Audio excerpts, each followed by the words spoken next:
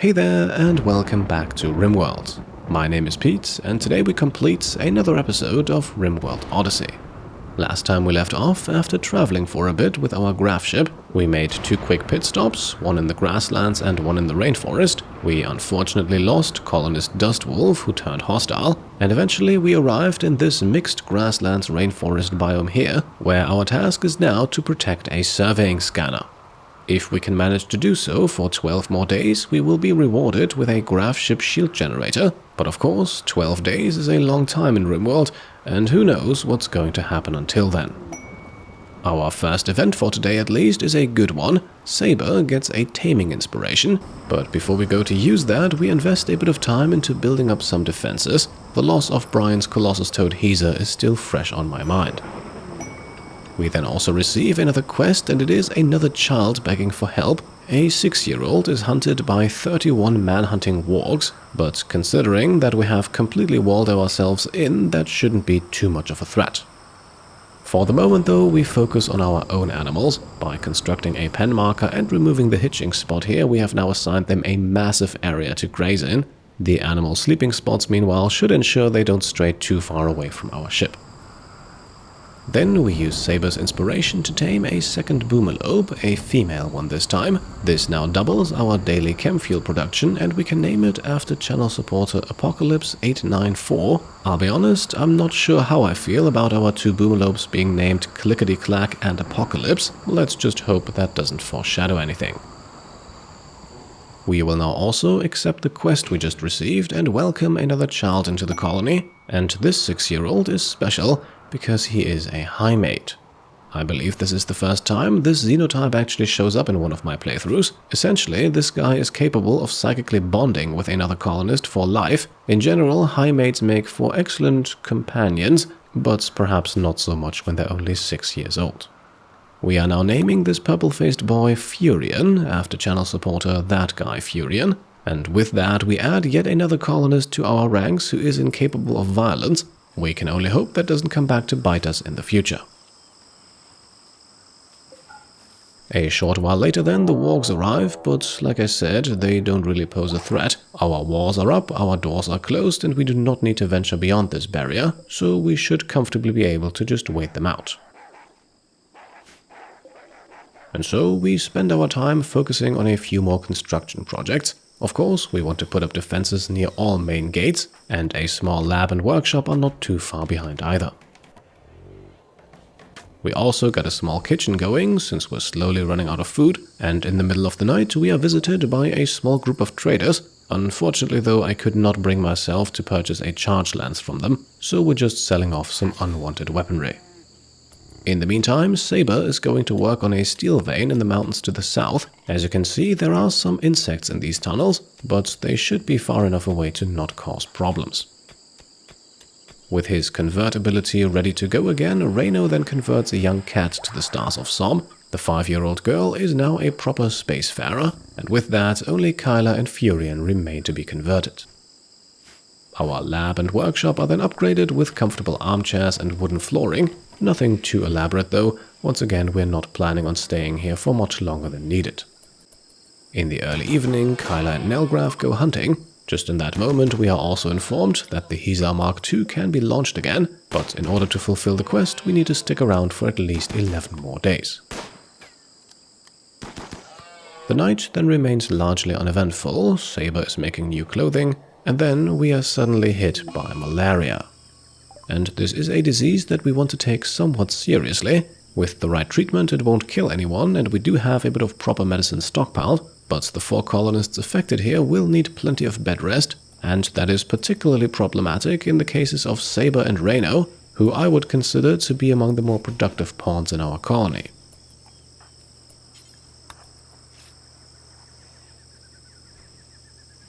And in Saber's case, malaria alone is unfortunately not all she gets. Her recently developed addiction to cyanide has caused her liver damage, and in combination with a disease like malaria, that is actually a massive problem, as her blood filtration is now substantially reduced, and with that the speed at which she develops immunity.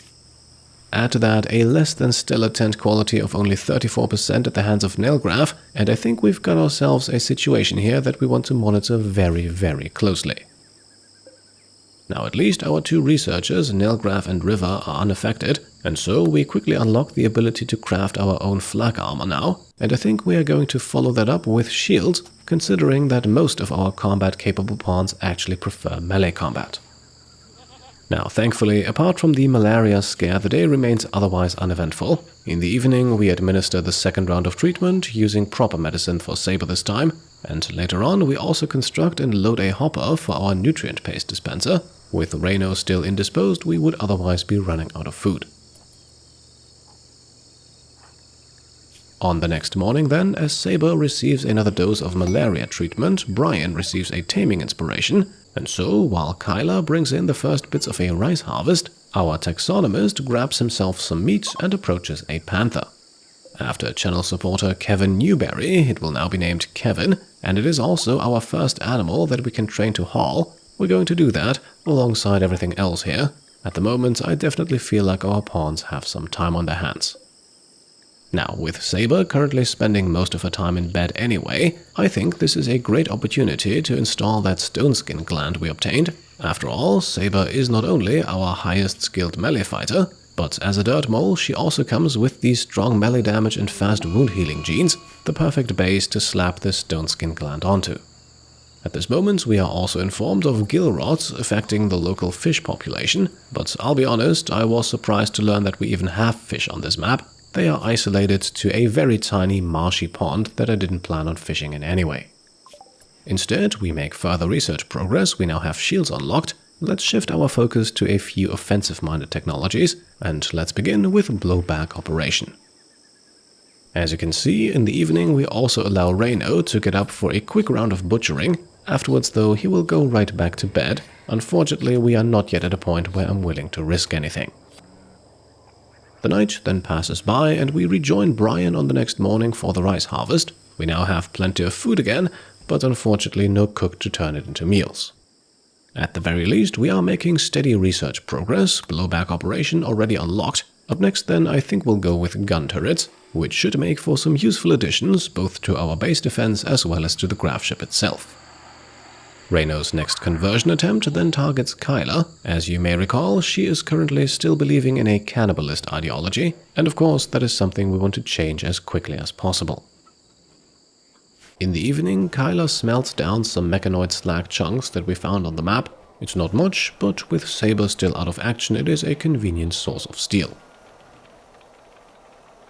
That Saber is then also causing even more trouble by suffering a mental break. And as you can see, her immunity progress is barely above the one of the disease, and in order to keep it that way, she desperately needs to stay in bed. So I suppose we've got no other option but to temporarily imprison her, although that does of course not eliminate the problem, which is a hefty -35 mood penalty from psychite withdrawal, something we are trying to correct on the next morning, only to be thanked with Saber throwing a tantrum. Well, at least that will be much shorter-lived, so I think we'll let her. We'll have Brian and Alex babysit in order to ensure she doesn't break anything essential, and we'll just hope it doesn't affect her recovery too much. At this point, we have now also unlocked gun turrets, so I think gas operation is up next. I have to say, it is a welcome change of pace to the last 3 series, where research progress was much slower, because for all 3 series our faction was classified as tribal. Now, as you can see, Saber's mental break has come to an end and our ship is still standing. She is unfortunately the only one of the 4 affected pawns who has not yet developed immunity. Reno, Alex and Kat are already back to their scheduled duties. In the evening then, tragedy strikes, sudden and unavoidable. A sandstone meteorite crashes down and squashes our duck Black Shadow. Absolutely nothing we could have done here, so we are now looking for a new male duck to partner with Gone Dragon. For Black Shadow, this is sadly the end of the journey. At this point, I kind of regret just taking the 2 of them last episode. The rest of the night, however, remains quiet, except for Kyla hunting another alpaca. And so, while things may not be the most exciting at the moment, we are at least making quick progress on completing our quest. On the next morning, you can see it on the right, we have reached the halfway point. Only 6 days are left. High time to construct some extra defenses, I would say. 4 turrets to get us started, that we can of course freely move around to wherever they're needed. And just a few seconds later, our next research project is complete. Our 2 scientists are making rapid progress. And we'll keep going right away with precision rifling for the assault rifle and the sniper rifle. Not that we really have a whole lot of people who can use them, which in turn makes quality weapons for those few who can even more important. At this point then, we also finally have good news to report for Saber. After several days of fighting against the malaria, she finally develops immunity, but as you can see, it was an extremely close call. Only a few days after accepting him into our ranks, Furion then also has his first growth moment in our colony. He now turns 7 years old, and unfortunately we didn't really have time to rank up his growth tiers, so we don't get any passions and only 2 traits to choose from, but those 2 traits are fantastic. We'll go with industrious over too smart, I think. Long term, I believe it is the better of the 2 traits, not to mention that too smart increases the likelihood of mental breaks. Let's not put that burden on the poor guy. And to avoid a similar situation with Cat or with Furion down the line, we are now also constructing a small outdoor school area where our children can learn the important lessons of life on the Rimworld. After a stormy and thunderous but otherwise uneventful night, we are then back on the next morning, and it is now finally time to accept this camp assault quest here. An Imperial shuttle will fly us over to a pirate outpost where we need to dispatch of the 5 inhabitants. Now, I have left this quest unaccepted for as long as possible on purpose. Now we'll do so and we'll pick Plasteel as the reward. However, with the shuttle arriving at our base, we have no intentions of boarding it just yet. As you can see, we are given 24 hours here to get our troops ready, and we intend to use every last minute of that, as Saber here is very much one of the candidates to bring along on this quest, but she will likely need a bit of time still to recover. And so we sit and wait patiently. We've now been at the surveying scanner site for well over 1 week, and still Randy has not given us any major threats yet, which honestly concerns me more than it is a relief. As we've got Saber joining the not quite so capable Alex for some mining, we are then also done with our next research project, and with precision rifling now unlocked, let's shift our attention to something else for a change. How about orbital tech? After all, sooner or later we want to fly our gravship up into space, and if we want to survive up there, we need a few gadgets and devices, all of which are unlocked with this project. As the night sets in, we can then watch Kyler clear a new field. We're going to plant Tinctoria here, certainly not a crop you really need to grow in this game, but it allows us to paint our walls or to dye our clothing, and that's something we haven't really explored in any of the previous series, so I thought we could perhaps do it in this one. After a night full of mining, our steel supply then also looks a lot healthier, and with only 2 hours left until the shuttle's departure, I think it's time we get going. We will of course load the 2 pawns with guns, Kyler and Nelgraf, and then our 2 melee fighters in Alex and Saber.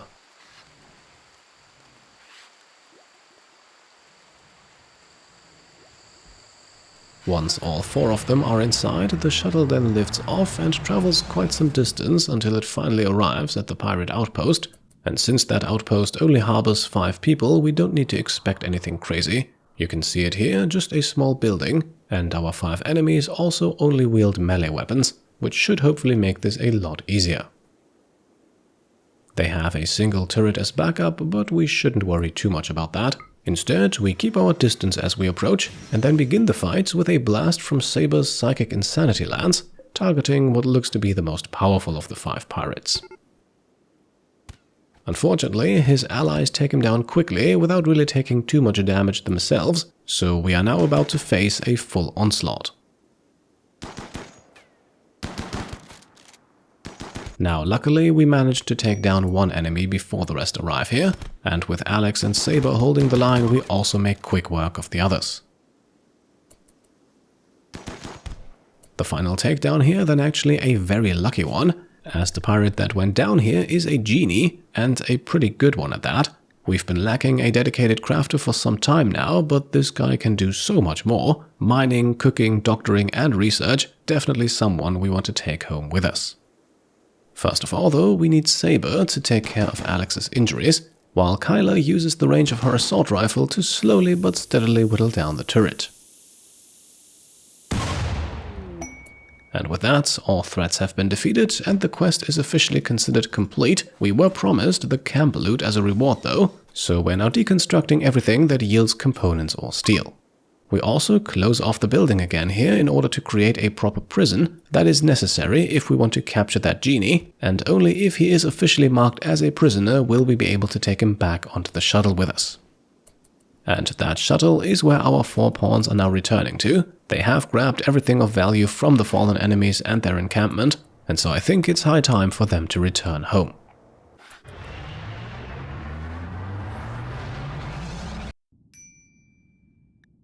For their landing spot, they then pick a location outside of our exterior walls, but after a quick walk through the rain, they arrive back at our gravship landing site. Our prisoner is put into the workshop for the moment, but as you can see, we are building a small prison cell for him already. Suffering from psychite withdrawal once more, Saber also has another mental break. Thankfully though, it's only a crisis of belief. We probably should not risk another one with her, but for now it's a quick and convenient source of catharsis. Brian then puts the finishing touches on the prison and Alex moves our captive over there. I think our pawns would be kind enough to offer the luxury of a table. Despite the tendencies of some of their members, I don't consider our people to be inhumane or cruel. Our Itakin moral guide Reno also immediately rushes over to begin the conversion process, and with a whopping 30% certainty reduction here, I think this should be a quick affair. Reno's conversion ability is also ready to go again on one of our own, and we pick Kyla, who still vigorously believes in a cannibalist ideology, but once more, a 30% certainty reduction should hopefully make that a thing of the past very soon. And so, with a successful small adventure behind us, we're coming up onto the end of our stay near the surveying scanner here. And before we completely wrap things up here and lift off again, I would like to ask you guys where you want to see us go next. If we bring up the map here, you can see that with 1 or 2 quick stops, we could probably make it over to the Alpha Thrumbo sighting, and that could be a very interesting target, both for a grand hunt, but perhaps also for taming, which, considering our personnel, would probably be a bit more up our alley. From there, we could then travel over to the extreme desert to perhaps scavenge our first grav core, or we could perhaps also prepare for a launch into orbit and explore one of the nearby asteroids.